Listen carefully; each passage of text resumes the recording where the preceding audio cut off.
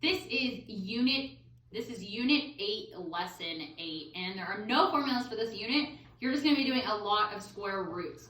So we've been talking about the quadratic formula, and this is the standard form of the equation. And the square root method will work when you're missing this bx term. So when you have something squared and just a last term, the square root method will work. So I'm going to teach you how to do it and then hop all over the packet and do some random examples. So if we look at this and we look at the steps, the first thing we want to do is isolate the x squared term. So that means x squared can be the only thing on the left-hand side. So we need to move this 49 over. So once we move that over, then we're able to take the square root of both sides. So we have x squared equals 49.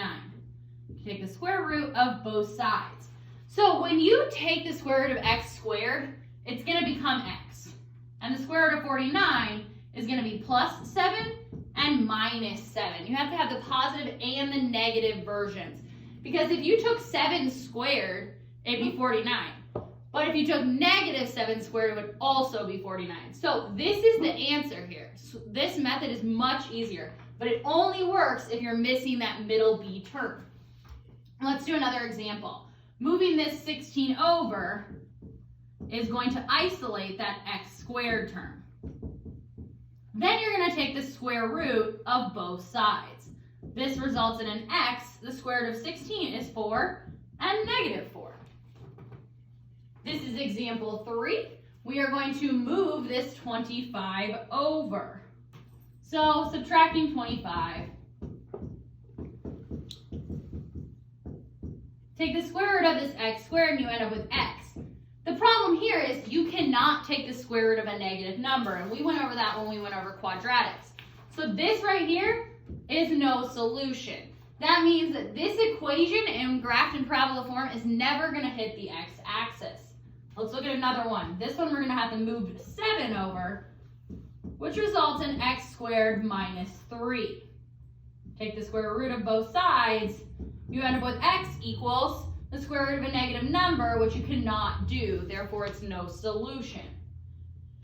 This one right here, we need to isolate this x squared term. Well, this negative 2 is attached to it, so we need to divide both sides by negative 2. When we do that, we get left with x squared equals 49. Now we can take the square root of both sides. This leaves us with an x, and this leaves us with a 7 or a negative 7. Continuing on here with question number 11, we need to isolate the x, which means we're going to have to divide both sides by 3. So we're left with x squared equals 144. Now we need to take the square root of both sides, which this one leaves us with an x, and this one leaves us with a 12, positive or negative.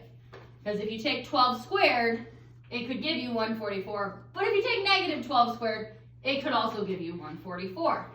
My last example here, I'm going to move this 41 over, and you get x squared equals 41. Taking the square root of both sides leaves with an x and a, what's the square root of 41? I don't know off my head, but we can still do it by putting it in our calculator. And you get 6.40 or negative 6.40. And that is the square root method, and that works when your equation is in standard form, but you're missing that bx term.